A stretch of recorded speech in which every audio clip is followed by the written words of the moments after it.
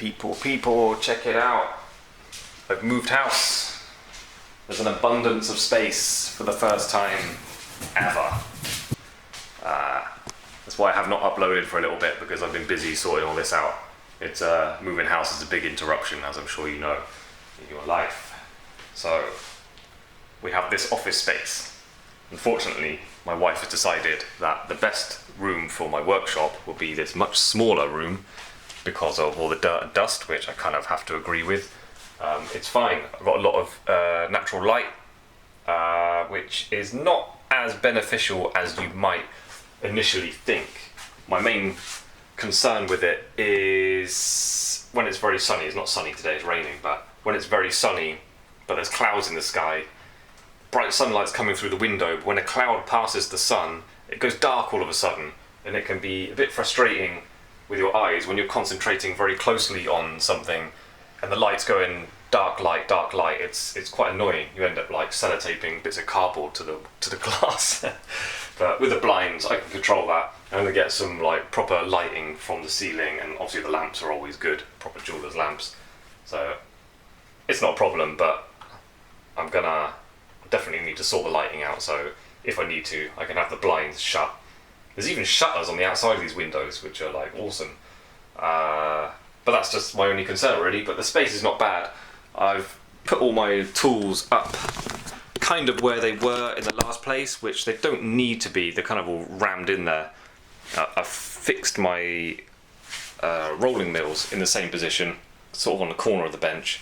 The bench is like reinforced, and I raised it up because this was just a normal office table. It was a nice heavyweight chunky wooden one, and I made the space here myself, just cut that out with a jigsaw, fitted that. This is a plate of metal which I actually found on the floor in an abandoned massive building in Spain when I was just looking around taking photos.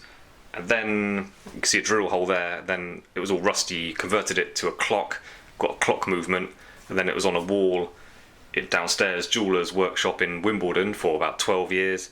And now it's here being used as my heat shield for my bench in Japan. So it's got about a bit of history for just a crappy old bit of unloved metal. Set these up too high, but just this metal works really well. But if you ever do this in your bench, bend it down and then out, because the spikes of those sticking up above the bench is quite annoying. I keep scratching my elbow on those. Same with the tweezers as well, they stick up really high. Next time I find a good bit of metal, I'm gonna sort that out. Also, this is a good trick, I recommend you do this. I had this leather sheet of leather, so I made a pocket to go under the bench, just to stick my files in, and then I had so much of it, I thought I'll do another one for my buff sticks. So obviously, keeping tools under the bench frees up loads of space on top. Yesterday I just fitted this leather skin. This is something I really highly recommend you do. I know a lot of like kind of benches have nice wooden drawers either side and a sort of tray there, and it's common in Japan. Here they have a kind of metal tray, and I really don't see why you would do that, because like if you were working for me and you were making a mount for a stone that I paid like $2,000 for or whatever, like I'd be very strict on you. Definitely no little homemade brackets, definitely no tools in there. Like if you drop that stone, you can get unlucky and it hits that, you can chip the stone, break it in half, like it's a nightmare. I'd even be strict on you having like level in there. I'd want to see you like sweeping that clean every time you're handling the stone, checking it on your mount, because even you drop a stone in there, lands in there nice and soft, doesn't break, but then if there's a lot of lemel, just it could be on your fingers and just holding it, you know, especially a big oval stone, they're quite slippery, so you have to kind of hold them quite tight. So you're rubbing like sharp bits of metal all over the stone. I wouldn't want to see you doing that on something I paid a lot of money for. So I'd always recommend having these skins. Also, when you're kind of doing it yourself, you can, I've limited my space now because I've put the leather here, but I'm going to get a strip light or some kind of small light I can plug in, and then that's going to shine down here. And the reason for that is, this is all illuminated, very bright from the lamp, but down here is kind of dark. So if you did drop something down there, your eyes have to adjust to the darkness, and then you bring it up here, and then they adjust again to the light up here. So it's kind of just working your eyes unnecessarily, and it just makes it a more pleasant place when this is all lit up as well. I'll when I fit that light, I'll do a little video for it so you can see the difference, but it's really beneficial. It's just nicer and kinder on your eyes, so I definitely recommend you do that. This is a video I've started making in the old workshop, and I'll have to finish it in this one. Unfortunately, I couldn't finish it in time before the move, but basically it's a full instructional guide making a wire fork-claw collet. I had it in mind for making an earring, so after this is done, I'm going to show you in another video how to put a post on. There's only one way, and you've got to do it properly because it's so important when you've got expensive stones in earrings that the post is secure. But it can also be used as a pendant, or there's a lot of things. It's quite a versatile thing, so it's worth learning to make that. And this is my design. Different jewellers have their own sort of versions of it, so this is what I've sort of come up with. I was making it in the video, kind of making it up as I go along, with a rough idea in mind of how I wanted it, but this is what I've ended up with, and I kind of like it. So I'll finish that, finish the instructional guide in this workshop, and then get that uploaded as soon as I can.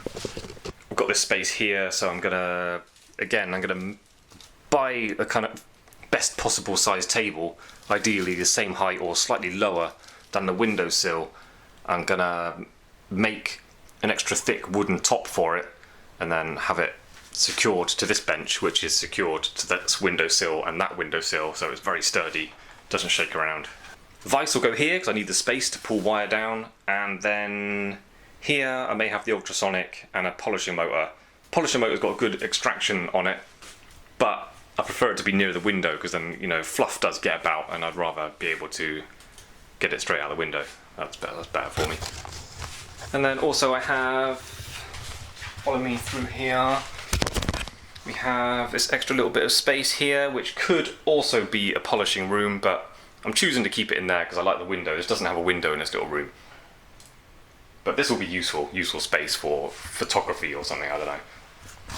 And this will just be an office, like a big airy office. Like, this house is big, we've got too much space, to be honest. I don't really know what to do with it all. And there's another little adjacent little space here which is useful for someone doing something, I don't know what. So that's it, guys. It's just a quick video, just an update, kind of a vlog really, I guess. Never done one before, it's quite interesting just talking.